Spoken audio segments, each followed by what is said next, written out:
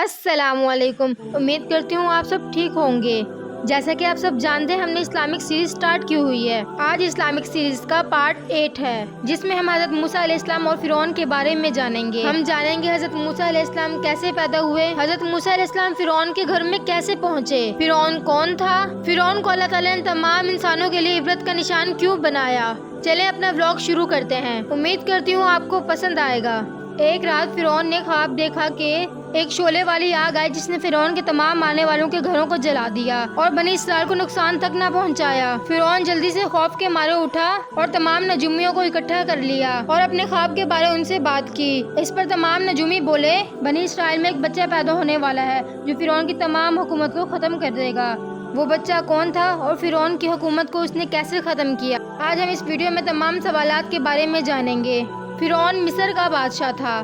فرعون نے اپنے ماننے والوں کے علاوہ تمام لوگوں کو اپنا غلام بنا رکھا تھا۔ وہ ان پر طرح طرح کے ظلم کرتا اور گھٹیا کام کرواتا، ان سے دن بھر کام کرواتا اور اجرت بھی نہ دیتا، اور جو اس کی بات نہ مانتے اس کو قتل کر دیتا۔ بنی اسرائیل کے لوگ حضرت یوسف علیہ السلام کے زمانے سے وہاں رہا کرتے تھے۔ حضرت یوسف علیہ السلام نے اپنے بھائیوں اور اپنے والد کے لیے ایک زمین کا ٹکڑا اس وقت کے فرعون ریحان بن ولید سے خریدا، جہاں حضرت یعقوب علیہ السلام کی نسل بڑھی۔ وہی نسل بعد میں بنی اسرائیل کہلائی۔ یہ بنی اسرائیل کی قوم اللہ تعالیٰ کے نزدیک سب سے بہترین جماعت تھی۔ وہ لوگ اسلام پر یقین رکھتے اور انہوں نے فرعون کے حکم ماننے سے انکار کر دیا، جس کی وجہ سے فرعون جو خدائی کا دعویٰ کرتا تھا ان پر طرح طرح کے ظلم ڈھانے لگا۔ جب فرعون نے اپنا خواب نجومیوں کو بتایا تو انہوں نے یہی کہا کہ ایک بچہ پیدا ہونے والا ہے جو تمہاری بادشاہت کو ختم کر دے گا۔ بنی اسرائیل میں یہ بات پہلے سے ہی بہت مشہور تھی، جس کی وجہ سے فرعون پر غضب طاری ہو گیا۔ فرعون نے خوف کے مارے اعلان کیا کہ بنی اسرائیل میں جتنے بھی بچے لڑکے پیدا ہوں گے سب کا قتل کر دیں۔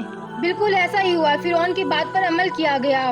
ایک بار کچھ لوگ اکٹھے ہو کر فرعون کے پاس آئے، اگر ہم ایسے ہی قتل کرتے رہے تو فرعون کی قوم ختم ہو جائے گی اور ہم اپنے کام کس سے کروائیں گے۔ فرعون نے اس بات پر غور کیا اور حکم دیا کہ ایک سال چھوڑ کر ایک سال بچے قتل کر دیے جائیں۔ جس سال حضرت موسیٰ علیہ السلام نے پیدا ہونا تھا یہ والا سال قتل والا سال تھا۔ اللہ تعالیٰ کے حکم سے حضرت موسیٰ علیہ السلام کی والدہ پر بچے کے پیدا ہونے کے اثرات نظر نہ آئے۔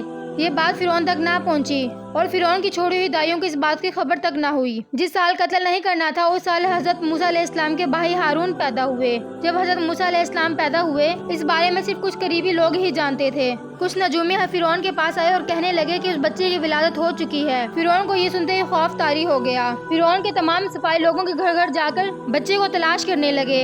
حضرت موسیٰ علیہ السلام کی والدہ اور ان کے والد صاحب بہت زیادہ پریشان تھے۔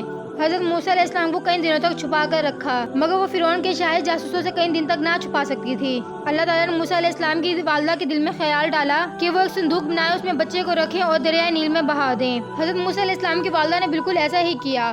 جب وہ موسیٰ علیہ السلام کو دریائے نیل میں بہا رہی تھی تو اس کی بہن کو حکم دیا کہ جاؤ اس کے ساتھ ساتھ جاؤ اور دیکھو بچہ کہاں تک جاتا ہے۔ اس کی بہن کنارے تک ساتھ ساتھ چلتی رہی۔ فرعون کی بیوی اور کچھ لونڈیاں اس وقت نہر سے لطف اندوز ہو رہی تھی۔ فرعون کی بیوی آسیہ کی نظر اس ٹوکری پر پڑی۔ فرعون کی بیوی نے کچھ عورتوں کو بھیج کر اس کو اپنے پاس بلایا تو دیکھا اس ٹوکری میں ایک صحت مند بچہ ہے۔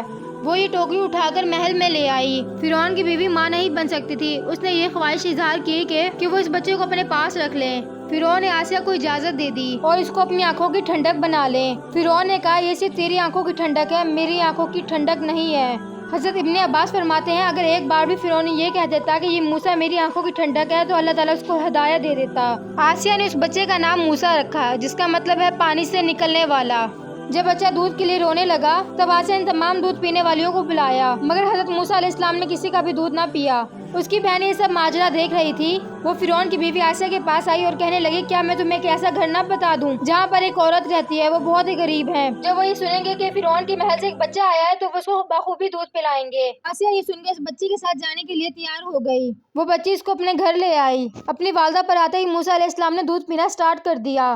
آسیہ بہت خوش ہوئی۔ ایسے موسیٰ علیہ السلام کی والدہ کا احترام ہونے لگا۔ وقت گزرنے کے ساتھ ساتھ یہ بچہ بڑا ہونے لگا اور نوجوان ہو گیا اور فرعون کے گھر میں پرورش پائی۔ یہ وہ وقت تھا جب اللہ تعالیٰ نے حضرت موسیٰ علیہ السلام کو نبوت عطا کرنی تھی۔ اللہ تعالیٰ نے حضرت موسیٰ علیہ السلام کو نبوت عطا کی۔ حضرت موسیٰ علیہ السلام نے بنی اسرائیل کو فرعون سے نجات دلائی اور مصر سے روانہ ہو گئے۔ جو بنی احمر کے پاس پہنچے فرعون اپنا لشکر لے کر بنی اسرائیل کو ختم کرنے کے لیے آیا تو اللہ تعالیٰ نے دریا نیل کے درمیان میں سے راستہ بنا دیا۔ یہ وہ وقت تھا جب حضرت موسیٰ علیہ السلام کا خواب پورا ہونے والا تھا، جس میں فرعون کو شکست ہونی تھی۔ حضرت موسیٰ علیہ السلام اور بنی اسرائیل کی قوم اس میں سے آسانی سے نکل گئے۔ جب فرعون اور اس کا لشکر دریا نیل سے نکلنے لگا تو اللہ تعالیٰ نے دریا نیل کو دوبارہ بند کر دیا، جس کی وجہ سے وہ اسی دریا نیل میں ڈوب گئے۔ آج کا ولاگ یہیں تک، امید کرتی ہوں آپ کو پسند آیا ہوگا۔ حضرت موسیٰ علیہ السلام کے بارے میں اور بھی واقعات ہیں، انشاءاللہ ہم اس کو بھی ڈسکس کریں گے۔ اللہ تعالیٰ نے فرعون کو تمام انسانوں کے لیے عبرت کا نشان بنا دیا جو خدائی کا دعویٰ کرتا ہے۔ اللہ پاک تمام مسلمانوں کے ایمان کو محفوظ رکھے، آمین۔ ملتے ہیں نیکسٹ ولاگ میں، تب تک کے لیے اللہ حافظ۔ اللہ پاک سب کا حامی و ناصر ہو۔